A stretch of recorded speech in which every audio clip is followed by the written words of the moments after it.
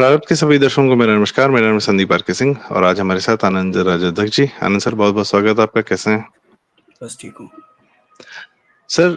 अभी हाल फिलहाल में हरियाणा और जम्मू कश्मीर के चुनाव हुए, उनका रिजल्ट आया। हरियाणा में थोड़ा अप्रत्याशित, ऑफ कोर्स वही हाल जो 3 जून को पूरा देश कह रहा था कि मोदी जी की सरकार आ रही है 350 प्लस से।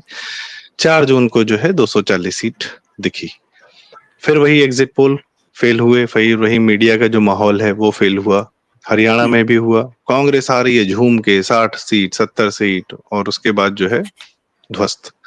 भाजपा की सरकार तीसरी बार हरियाणा में, जो कि अपने आप में एक एनोमली कह सकते हैं, या अपने आप में एक अद्भुत चमत्कार जो पहले नहीं हुआ। जम्मू कश्मीर, उम्मीद यही थी कि कश्मीर का कोई भी मुसलमान भाजपा को वोट नहीं देगा। वो पूरी, और वो किसी भी भाजपा के डिवीजन को, जैसे राशिद इंजीनियर भाजपा का तो नहीं था, वो तो पूरी तरह सेपरेटिस्ट है। वो मुसलमानों का पूरा एक मुश्त जाता है। उनको पता है कि हमको एक मुश्त एक जगह गिरना है। तो वहां जितने निर्दलीय खड़े थे या राशिद इंजीनियर जैसे सेपरेटिस्ट खड़े थे या पीडीपी खड़ी थी, सबको ध्वस्त करके सीधा एनसी में गिरे कि भैया यही है सब कुछ, बाकी देखा जाएगा। और ऑफ कोर्स जम्मू में कुछ सीटें भाजपा की आई हैं, और जहां मुस्लिम बहुल इलाका है, एक सीट है जो शगुन परिहार जी ने जीता है, और वो भी एक अपने आप में अलग कहानी। तो आपका क्या राय है सर? आप कैसे देखते हैं इन चुनावों को, इनके नतीजों को, और इसके जो रिपरकशंस हैं, या जो इसका जो अब सुनामी इफेक्ट आएगा, अब आप कैसे देखते हैं? देखिए, ये भाजपा ने कैसे मैनेज किया हरियाणा, इस पे मैं नहीं जाऊंगा, ठीक है, क्योंकि वो स्पेकुलेशन होगा, मुझे कोई उससे एक्सेस नहीं है। मैं इनके कॉन्सिक्वेंसेस, परिणामों की बात करूंगा कि इनसे क्या होगा।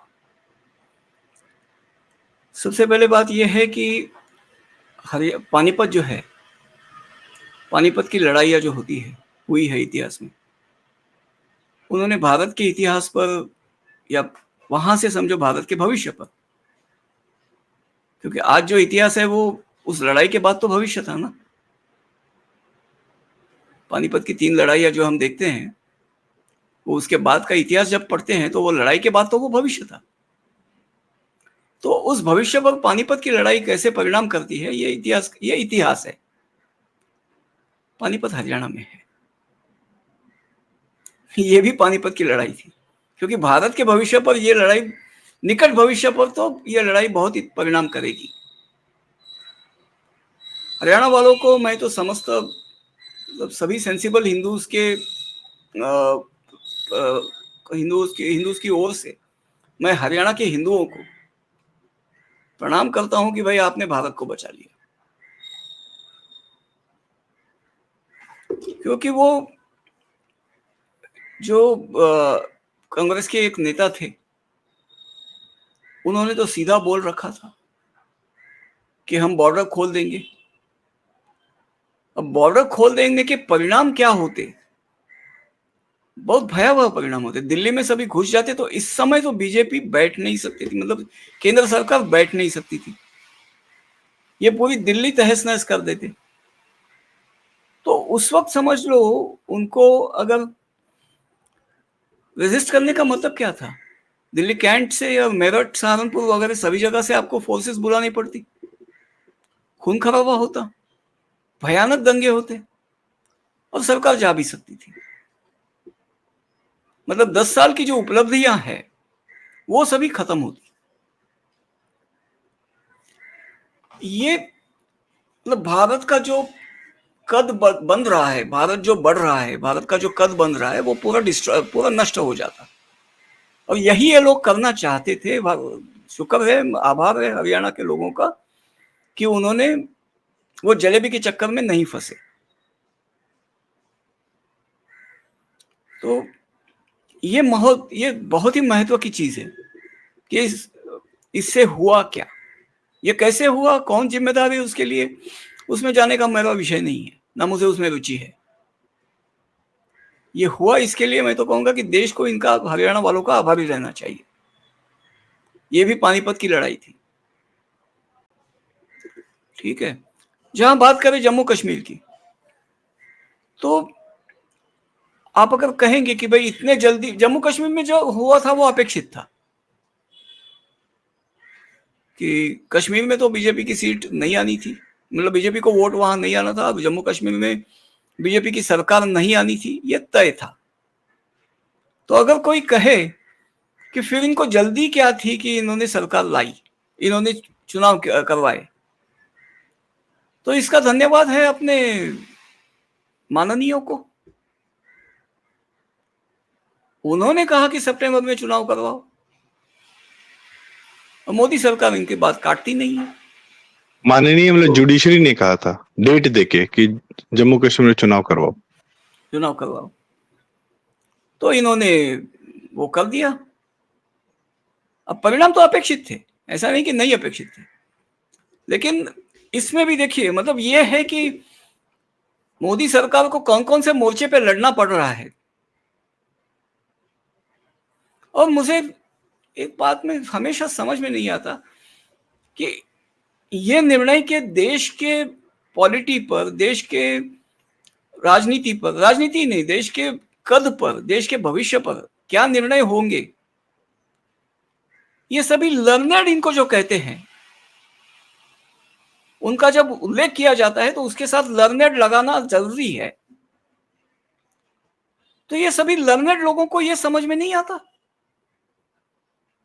कि इसके परिणाम क्या होंगे।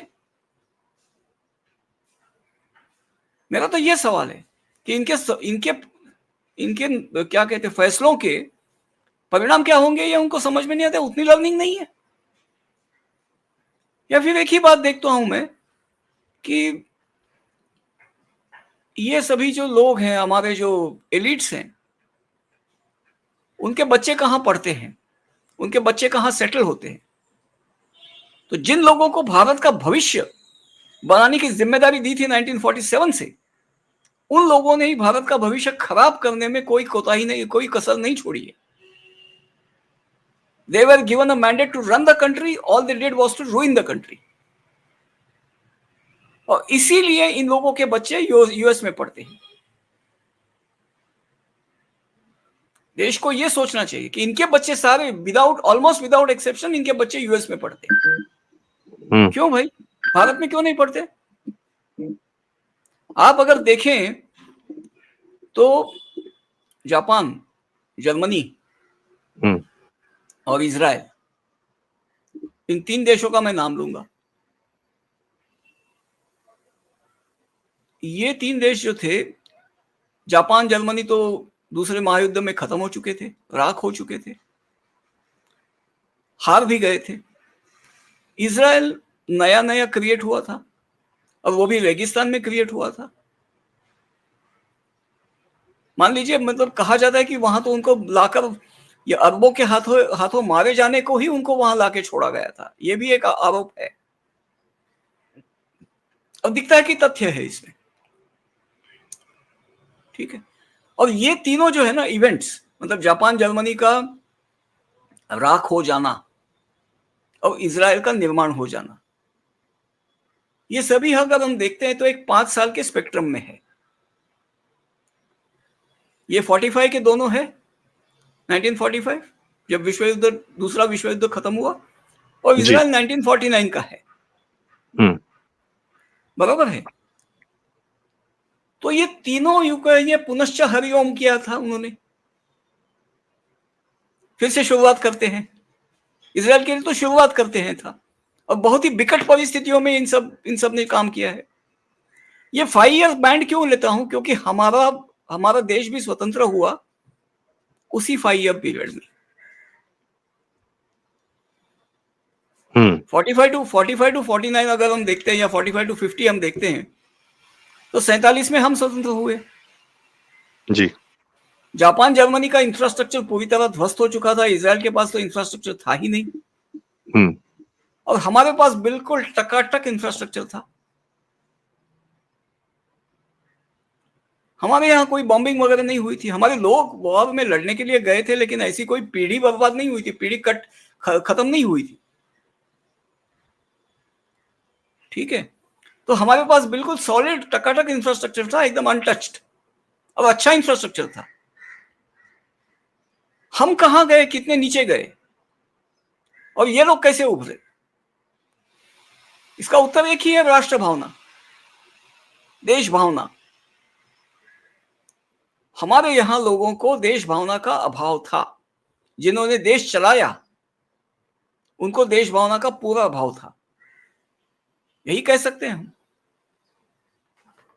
और केवल कांग्रेस नहीं, प्रशासन भी उतना ही जिम्मेदार है।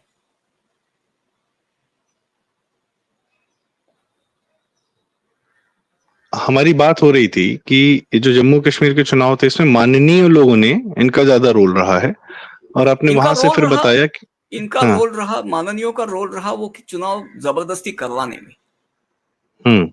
जिसकी अच्छा जरूरत ठीक है, नहीं थी, इसका समय अभी आया नहीं था। हाँ लगता तो ऐसे ही है। अगर कांग्रेस होती तो शायद ये नहीं बोलते। इतिहास तो यही कहता है ना, हम्म ये कांग्रेस की टीम आप रहे हैं। हरियाणा में हम बच गए, और मतलब हरियाणा में आप बताते हैं कि पंजाब में आम आदमी पार्टी की सरकार थी, हरियाणा में कांग्रेस की सरकार आ जाती तो सीधे दिल्ली तक एक रास्ता खुल जाता वो पाकिस्तान बॉर्डर से काफी। खोलने की हुडा ने प्रॉमिस किया था कि हम खोल देंगे। तो किसान, ये जो फर्जी किसान हैं, जितने हम दलाल लोग हैं, जितने हम्म, खालिस्तानी, वो फिर आके दिल्ली की सड़कों पर बैठते। और पिछली बार तो आपने छोड़ दिया था, आप कुछ कर नहीं पाए थे, नई स्ट्रेटेजी के साथ आके यहाँ बैठते सड़कों पर। अभी इन्होंने जनवरी में भी प्रयास किया था, तो हम्म, खट्टर जी ने जो है शंभू बॉर्डर पे इनको रोक दिया था, और ये वहीं बैठे हुए हैं। हरियाणा हम्म, नहीं क्रॉस करने दिया इन्होंने इस बार। हम्म, इस बार हुड्डा आ जाते तो हरियाणा क्रॉस करने देते, कहते आराम से हम्म, जाओ। और हरियाणा की हम्म, पुलिस को भी लगा देते कि इनको भैया बहुत इज्जत से प्यार से वहां पहुंचा के आओ दिल्ली तक। तो हम्म। दिल्ली में वही होता जो ढाका में हुआ। देखिए शायद होता ना होता, लेकिन दिल्ली तहस नहस होती। देखिए दिल्ली में कैंट है, वहां एक बहुत ही एलिट क्रैक ट्रूप्स है, और दिल्ली के आसपास भी कैंट्स है। बरेली में कैंट है, मेरठ में कैंट है। हम्म तो सेना है वहां पर जो इसे संभाल लेती, लेकिन सेना बुलानी पड़ती। अब सेना और इनके बीच टकराव होता, और सेना को मतलब एक सेना का नियम है कि हम भारतीयों पर, अपने नागरिक, भारत के देश के नागरिकों पर हम फायर नहीं करेंगे। हम्म तो उसको भी उल्लंघन करना पड़ता, मतलब काफी कुछ करना पड़ता था, खून खराबा काफी होता, और दिल्ली को भी नुकसान काफी सारा पहुंचता। देश की साख जो है, देखिए देश की राजधानी है दिल्ली, तो ये लोग अगर टारगेटेड बेसिस पर कहां कहां जाना है, कहां क्या करना है, ये सोचकर जाते, जहां डिप्लोमेटिक एन्क्लेव्स वगैरह है वहां पे जाके नुकसान करते, तो अंतरराष्ट्रीय लेवल पर भारत को बहुत बड़ा नुकसान होता। आप इन सब बातों को देखिए, कई सारे इंफ्रास्ट्रक्चर प्रोजेक्ट्स वगैरह है जो हो रहे हैं, इन्वेस्टमेंट्स जो आ रही है, कई सारी बातें खटास में पड़ जाती। और यहां मैं एक बात कहना चाहता हूं, कांग्रेस जो देश की सबसे बड़ी पुरानी पार्टी है, ठीक है, क्या इनको ये चीजें उनको समझ में नहीं आती? क्या होने वाला था पूरी तरह से समझ में आती है। और समझकर, सोच समझकर अगर वे ये काम करना चाहते हैं,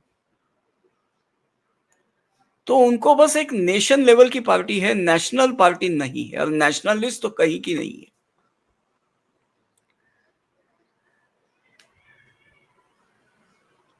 ये तो मेरा। आप ये भी कहना चाह रहे हैं कि अब हम जो है, जो एक नॉर्मल राजनीतिक चुनाव होते हैं कि किसी ने किसी कारण से वोट दे दिया, सड़क बिजली पानी, या हमारा विधायक या समथिंग, इस तरीके के जो बेसिक मुद्दे होते हैं, इसकी बजाय now we are really facing an existential crisis, क्योंकि सामने वाला तो पूरी तरह बता रहा है कि उसको भारत के साथ क्या करना है और किस तरीके से वो फैल रहा है, वो किन किन इलाकों में फैल रहा है, वो डेमोग्राफी चेंज कर रहा है। उत्तराखंड में, हरियाणा में, अंबाला कैंट में और जम्मू कश्मीर में हर जगह डेमोग्राफी बदलती जा रही है, और एक विंडो खुला हुआ है पश्चिम बंगाल से, वहां से सब आते जा रहे हैं, और यहाँ कर्नाटक में फैलते जा रहे हैं, हर जगह फैलते जा रहे हैं, महाराष्ट्र में भी। तो वो अंदर से अब जो एक था कि पाकिस्तान काट के उन्होंने अलग कर लिया था, वो अंदर से इम्प्लोड करने की कोशिश कर रहे हैं। वक्फ बोर्ड है और इस तरीके की सारी चीजें हैं, कब्जी हजार, और वो हमारे ही सिस्टम्स का और हमारी जुडिशरी का, हमारे ही तंत्र का फायदा उठाकर इस तरीके से, जो आपने भी बताया कि कश्मीर में भी चुनाव तो जुडिशरी के कहने पे हुआ। भारत सरकार क्या करती, अब वो एक अलग बात है कि वो जुडिशरी को कुछ ज्यादा ही मान देती है। योगी जी तो जुडिशरी को भी ठीक रखते हैं अपने हिसाब से। तो पॉइंट इज की now we are facing in larger issue, जो हरियाणा को समझ में आया और उन्होंने उस अकॉर्डिंग वोट दिया। और जाहिर सी बात है कि जहां हिंदू की बात आती है वो तो एग्जिस्टेंशियल बात हो रही है ना। We are seeing that in Bangladesh, we have seen that in Pakistan, और आज की डेट अरे में सोशल मीडिया के अभी माध्यम तो से हम देख रहे हैं अपने आप को कटते हुए और बटते हुए और कटते हुए हम देख रहे हैं। अभी तो बस कांग्रेस वालों से यही रोना सुनना बाकी है कि हरियाणा जीतने के लिए मोदी जी ने बांग्लादेश में दंगे करवाए, एंटी हिंदू दंगे करवाए। अब यही सुनना बाकी है। हिंदुओं वो को भी एक कह करने के। देंगे, हम्म। वो भी कह सकते हैं। ये उनके जो हम्म। स्पोक्स पर्सन है ना, एक एक तारे आसमान से तारे तोड़कर लाते हैं। अब हम्म। नाम नहीं लेना चाहता, लेकिन कई सारे हैं। नहीं नहीं सर, नाम क्यों नहीं लिया? नाम उन्होंने खुद कहा था कि मेरा नाम बदल देना, 20 सीट से ज्यादा आएगा, तो नाम बदला जा चुका है आजकल। वो जलेबी बाई के नाम से प्रसिद्ध हो गई हैं। खैर ये नहीं, एक और अलग उनको मैटर है। उनको उनको हम कह सकते हैं ना, आप ही ने कहा था नाम बदलने को, तो नाम बदल दिया आपका। ठीक, हाँ, नहीं वो देखिए वो एक अलग बात है, वो तो हाँ, स्पोक्स वो पर्सन एक से एक है। छोड़िए। और एक वो सुरेंद्र राजपूत है, वो एक अलग, पता नहीं किस, लखनऊ का ही है, पता नहीं किस दुनिया में जीता है। और खैर वी शुड नॉट टेक, मतलब नॉट, वही बात है कि देखिए, हमारा पर्पस क्या है। आर वी नेता का रियली सभी, facing our existential issues sir? Yes, we should. नेता का देखिए, नेता का अनुसरण करना एक साधारण गुण है। हम्म। तो अगर नेता फूंकता है तो अनुयायी भी फूंकेंगे। तो किस दुनिया में जीता है आप समझ लीजिए। सर अभी खैर, मैं यहाँ मैं देश जी, फूंकने की मैं बात हो रही थी, हिंदू के अस्तित्व की बात हो रही थी।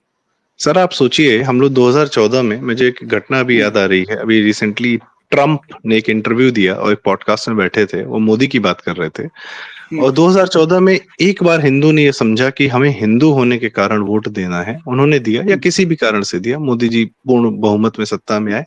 उन और ये सर, ये घटना 2019 के चुनाव से पहले की है। आपने 14 में वोट दिया, प्रधानमंत्री मोदी थे, 19 के चुनाव से पहले की है, जब ट्रम्प भी प्रेसिडेंट थे। और ट्रम्प ने बोला कि Modi is the nicest person, he is a total, मतलब what a human being, this that, वो बता रहे हैं कि बहुत शांत रहते हैं, सब कुछ है। बट जब सर पाकिस्तान, ऑफ कोर्स नाम नहीं लिया उन्होंने, लेकिन पाकिस्तान का ही बात हो रही थी कि पाकिस्तान ने थ्रेटन किया इंडिया को, and Modi was like, I will do whatever is necessary, I'll do it.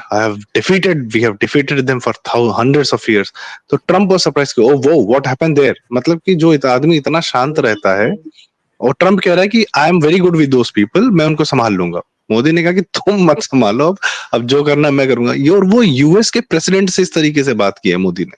तो हम्म, आपने एक वोट दिया, और आप देखिए कि आप जहां आप भारत को पाकिस्तान से कंपेयर किया जाता था 2014 से पहले, 19 आते आते वो यूएस के प्रेसिडेंट को इस तरीके से बात करने लायक भारत हो गया था। एक वोट, हम्म, क्या ताकत, मतलब हम्म, हमारे में ताकत थी, बस हमें पता नहीं थी। हम्म। तो हमें अब ये सोच के भी तो वोट देने का प्रयास करना चाहिए ना सर। जो लोग देखिए, छोटी छोटी बातों में रह जाते हैं, क्या वो समझ बात नहीं एक पा रहे हैं? सिंपल बात है। हम हम्म। में सुपर पावर बनने का पोटेंशियल है, लेकिन हमारे दिमाग में ये बात डाली गई है कि मतलब तुम्हारा अस्तित्व गुलामी करने के लिए है। हम्म। इससे बाहर निकलना है।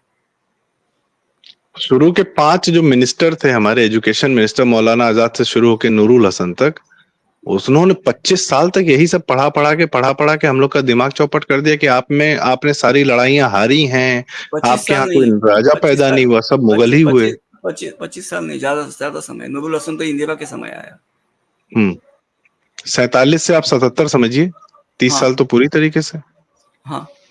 और वो पूरे बाहर मतलब, उसके बाद जो आया वो कौन सा कम रहा होगा? वो भी तो सेकुलर हाँ, ही रहा होगा। नहीं, आज भी education ministry has not been functioning in that format which it should.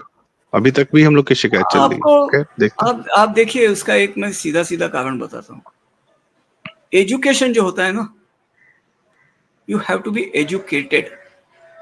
Education acquire करना पड़ता है, जो महंगा होता है। शिक्षा महंगी होती है और मेहनत से अक्वायर की जाती है। उसके बाद आपको अगर पता चले कि आपकी शिक्षा का कोई कदरदान नहीं है, तो आपकी वाट लग जाती है। तो इनको ये पूरा यकीन है कि मेरी शिक्षा की कदर तभी होगी जब मुझे यूएस से या किसी दूसरे देश से मुझे रिकॉग्निशन मिलेगा। तो उसकी जो कीमत है, वो कीमत चुकाने को तैयार रहते हैं। उनका ये है कि इंडिया, मतलब वो एक दम मारा दम करके एक गाना था, उसमें एक लाइन थी, दुनिया ने हमको दिया क्या, दुनिया से हमने लिया क्या, हम सब की परवाह करे क्यों, सबने हमारा किया क्या। तो इनका लाइन क्या होता है, इंडिया ने हमको दिया क्या, इंडिया से हमने लिया क्या। भाई तुम्हारे एजुकेशन की मतलब तुम्हारी फीस की सब्सिडी इंडिया ने दी, इंडिया से ही तुमने सब कुछ लिया है, लेकिन बात यह है कि हम सब की परवाह करे क्यों, सबने हमारा किया क्या। तो यही सारे लर्नर्ड लोगों का यही एक माइंडसेट है, जिन्होंने अभी जम्मू कश्मीर में आप देखिए समय से पहले चुनाव करवाया। ये सब लर्नर्ड गोत्रा है, आईएएस गोत्रा, जज गोत्रा, ये सभी गोत्र है, ठीक है। आप देखिए कि इनके सपूत और मतलब बेटे बेटियां जो है, ये कहां पल रहे हैं, कहां पढ़ रहे हैं, कहां पल रहे हैं। आपको सारे उत्तर मिल जाएंगे जी। तो इनका एक ही सिस्टम, उनका एक ही ये है, सिस्टमो रक्षति रक्षितः। सिस्टम की रक्षा करो, सिस्टम तुम्हारी रक्षा करेगा। गुणवंत, सिस्टम और रक्षति रक्षता, सही है। हाँ। तो हमारी बात शुरू हुई थी हरियाणा चुनाव के रिजल्ट से, और हम काफी बड़े भयावह सब मैं देखता हूं कि मोदी जी के प्रेजेंस में एक बात यहाँ मैं बताता हूँ। देखिए कश्मीर की जो बात है, कश्मीर की भी हम बात कर रहे थे। कश्मीर में ये एक्सपेक्टेड था कि बीजेपी सरकार में नहीं आएगी, लेकिन कश्मीर के चुनाव से, अब इसमें से क्या कहें कि बुरे में अच्छा क्या निकला, तो बुरे में अच्छा ये निकला कि बीजेपी ने मतलब यूटी में एक चुनाव किया, ये चुनाव यूटी का था, तो एलजी की बात वहां आखिरी रहेगी। ये 370 के जमाने में ये लोग जो नंगा नाच कर सकते थे, वो नहीं होगा, वो नहीं हुआ, सही बात है। कश्मीर में अकाउंटेबिलिटी आएगी, अंधा कुआं नहीं रहेगा। और यूटी की है तो पुलिस अभी केंद्र के अधीन रहेगी। तो जब ये अब्दुल्ला की जो सरकार थी, समझ रहे हैं आप, अब्दुल्ला और मुफ्ती ये अच्छा, तो मुफ्ती ही उनको उनकी जो फ्री का ही सरकार, चाहिए। हाँ, तो उनकी जो सरकार थी, उन लोगों को जो खाने की आदत थी, उन लोगों का जो तौर तरीका था, और बड़े ही बेशर्मी से बेगरती कर रहे थे वो लोग। वो उनको पता था, they never did anything to develop Kashmir. मतलब उन्होंने केवल अपना फीफडम जो था वो बचाने के लिए उसको पोषित करने की कीमत उन्होंने भारत से वसूल की। सर मतलब कांग्रेस ने 50 साल में यही नेताओं के मन में यही भर दिया कि आपको यही करना है, आपको जनता के लिए कुछ नहीं करना, सब अपने लिए करना है। कोई स्टेट उठा लीजिए सर, नहीं, उनको देखिए, और क्या बात थी कि उनको एक बात समझ आती थी कि यहाँ जो पानी है, इस बात को बहुत कम लोग समझते हैं कि कश्मीर जो हम आज जो है ना, अगर वो हमारे पास नहीं रहता, सभी नदियां वहां से निकलती है, नॉर्थ इंडिया पानी के लिए तरस जाता।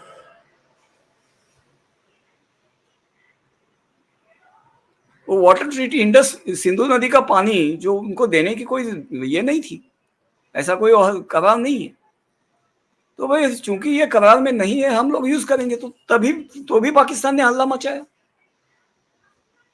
नहीं, वो चेंज करना शुरू हो गया सर। वो सिर्फ उसके लिए जो जितने डैम्स बनने हैं, सारी चीजें हैं, वो सब सिस्टम्स इन प्लेस है, इंफ्रास्ट्रक्चर इन प्लेस है। अब वो किसी भी दिन वो बात की है। मतलब जो वर्ष उनको जा रहा था, तो रिवायत है तो आपको वही काम कायम करनी पड़ेगी, भले लिखित में नहीं है, लेकिन ये है तो ये होता रहेगा हमारी सहूलियत का। आप एक बात सोचिए, ये पानी अगर उनके पास होता, वो हमें देते वो आपको पानी? नहीं देते, वो आपको नहीं तो देते। तड़पा तड़पा कर मारते आपको। अरे अमेरिका के वहां पे सर बांध बना देता, पानी सारा उधर डाइवर्ट कर लेता, चाइना हाँ के तो बांध वो, बना देता, कुछ भी हाँ कर लेता, आपको नहीं देता। हाँ, तो ये चीज हमारे लोग समझते नहीं है। और वो पानी के लिए हमें कश्मीर साथ में रखना जरूरी था। कश्मीर की स्ट्रेटेजिक लोकेशन जो है ना, वो हम लोग नहीं समझते। हम लोग कश्मीरियों की क्या कहिए, नाशुक्र एहसान फरामोशी को देखते हैं, बेगैरती को देखते हैं। असल में तो बेशर्म बेगैरती को देखते हैं।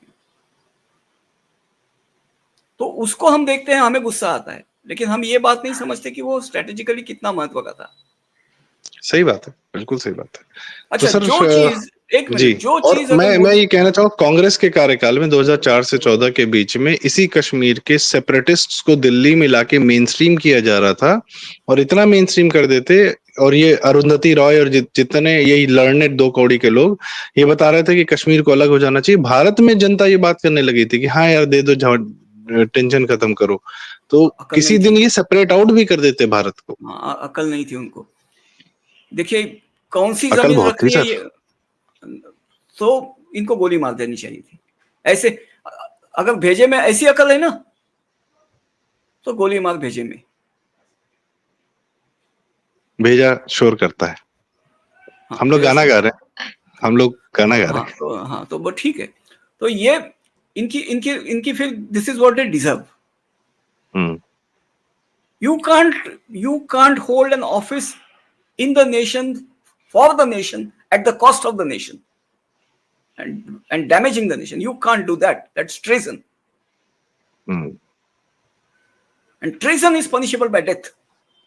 हम्म It should be done. हम्म उसमें मेरे मन में कोई संशय नहीं है। हम्म ठीक है, और ये ठीक है सोच सर। इनको देखो। नहीं, एक बात और बता दूं।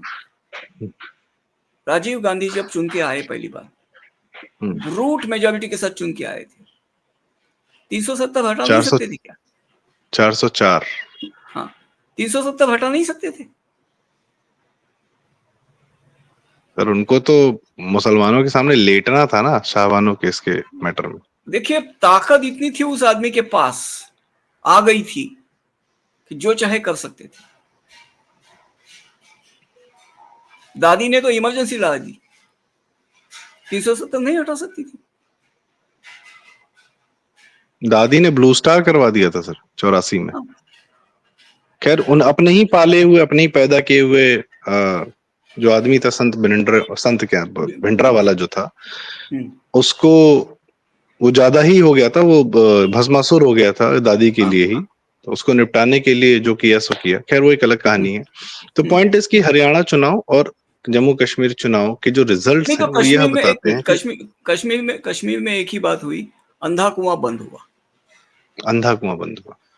सर अब जेएनके अकाउंटेबिलिटी, बैंक का, नहीं जेएनके नहीं, बैंक का वो ऑडिट तो नहीं ठीक होता था, और सबसे मालूम ज्यादा है। नकली नोट जेएनके बैंक की ट्रेजरी से निकले नोटबंदी के बाद, नहीं, और सॉरी एक बात बता रहा हूँ। शुद्धिकरण के बाद, मुद्रा शुद्धिकरण के बाद। हाँ, मुद्रा शुद्धिकरण के बाद। ठीक हम्म है।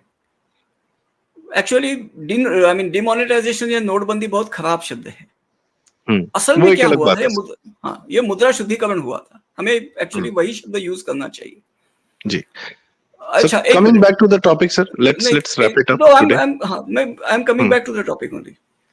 सीधी बात यह है कि जे में अब पुलिस, अब ये केंद्र सरकार के अधीन है, तो जो भी सरकार में आएगा वहां मनमानी नहीं कर सकेगा पहले के जैसे। और जम्मू कश्मीर में जो विकास हुआ है, वो वहां के लोगों ने देखा है। तो कितने भी एहसान फरामोश है, कितने भी नाशुक्र हैं, इनको ये बात समझ में आती है। और पहले क्या था कि कश्मीर केवल टूरिज्म पर निर्भर था। एक केवल टूरिज्म पर निर्भर इकोनॉमी से बुरी बात नहीं हो सकती दुनिया में, specially when you are surrounded by enemies. क्योंकि tourism economy is a very fragile economy, बहुत भंगुर इकोनॉमी है, बहुत नाजुक इकोनॉमी होती है। 4 जगह आपने पथराव कर दिया, टूरिज्म खत्म। ये पाकिस्तान ने किया। और कश्मीर के लोगों ने, कश्मीर के सत्ताधारियों ने उनका इलाज नहीं किया, भारत सरकार से मदद नहीं मांगी, क्योंकि उनको पता था कि कश्मीर रिटेन करने के लिए जो मदद डाली जाएगी। देखिए, कश्मीर की जनता बेहाल हुई, नेता खुशहाल रहे। टूरिज्म टूटने से कश्मीर की जनता बेहाल हुई, बेरोजगार हुई। नेता के पास केंद्रीय एड का वाटरफॉल था। तो इन्होंने जो काम किया है ना, कश्मीर की जनता ने उनको सारा पत्थरों से मारना चाहिए, डटका कर। मुसोलिनी की मौत देनी चाहिए इन लोगों को, कश्मीर की जनता ने। नहीं, भारत के बहुत सारे भ्रष्टाचारी हैं सर, वो यही डिजर्व करते हैं। उन्होंने लाखों करोड़ों लोगों की जिंदगी पे पांव रख के अपना एक गांव भरा, हमारे यहाँ सैफई भरा, लालू ने तो अपना गोपालगंज भी नहीं भरा। तो इस उन्होंने तरीके अपने के महल बहुत लोग हैं। उन्होंने अपने महल बनवाए, किसी ने शीश महल बनवाया। हाँ, किसी ने शीश में, केजरीवाल, अरे सर वो भी एक अलग कहानी है। उस पे अलग से बात होगी, वो भी एक अलग कैरेक्टर आया है, भगवान मालिक है उसका। तो खैर, आज हम इस चर्चा का यही समापन करते हैं। हमने जो इतनी सारी बातें की, हो सकता है लग रही हो कि बातें बहुत बिखरी हैं, पर सारी की सारी आपस में जुड़ी हुई हैं। और सारे चुनाव, एक एक चुनाव, और जो आपने सबसे बड़ी बात कही कि हरियाणा का जो चुनाव था पानीपत की चौथी लड़ाई थी, और इस बार आप जीते हैं, इस बार हिंदू जीता है। तो ये भी मायने रखने वाली बात है कि उससे कम नहीं था, वरना ये बॉर्डर खुल जाता और ये सब दिल्ली पर कब्जा करने, वही इतिहास है सर। कह सकते हैं कि आज वो नहीं होता जो 203, आज भी वही हो रहा है, वही है, एक ही चीज हो रही सर। मैं तो नहीं देखता भारत में कुछ और अलग हो रहा है। इस्लाम आज भी भारत पर आक्रमण कर रहा है, क्रिश्चियनिटी आज भी भारत पे आक्रमण कर रही है, क्रिश्चियन फंड करता है, इस्लाम जमीन पे उतरा हुआ है, और सबने अपने अपने आधे आधे हिस्से बांट रखे हैं। केरल क्रिश्चियन हुआ जा रहा है, आंध्र प्रदेश तमिलनाडु क्रिश्चियन हुआ जा रहा है, तो बंगाल और केरल और आपका कश्मीर और इस पंजाब भी क्रिश्चियन हुआ जा रहा है, बिहार मुसलमान हुआ जा रहा है, बंगाल मुसलमान हुआ जा रहा है, हिंदू सिमटता जा रहा है, और यही हजारों साल से हो रहा है। ये लगातार करते रहेंगे। ये तब तक नहीं रुकेगा जब तक हम फैलना शुरू नहीं करेंगे। हम कहेंगे इनफ इज इनफ, अब हम फैलेंगे और हम रिकन्वर्ट करेंगे, घर वापसी करेंगे, चाहे जो मर्जी करेंगे। अब तुम्हारा खत्म होना जरूरी है हमारी एग्जिस्टेंस के लिए। That is what Israel is doing. देखते हैं sir. Okay, thank you so much, और बहुत बहुत धन्यवाद आनंद सर, आपने अपना समय, जानकारी और अनुभव साझा किए। और दर्शकों से रिक्वेस्ट, कृपया यह जो बात आज आनंद सर ने कही कि हरियाणा का सिर्फ चुनाव नहीं था, पानीपत की चौथी लड़ाई थी, इस बात को ज्यादा दूर दूर तक आप लेके जाएं, लाइक करें, शेयर करें, और चैनल जरूर सब्सक्राइब करें। प्रारब्ध हम आनंद सर के साथ दोबारा बहुत सारे विषयों पर आते रहेंगे। नमस्कार, प्रणाम, धन्यवाद।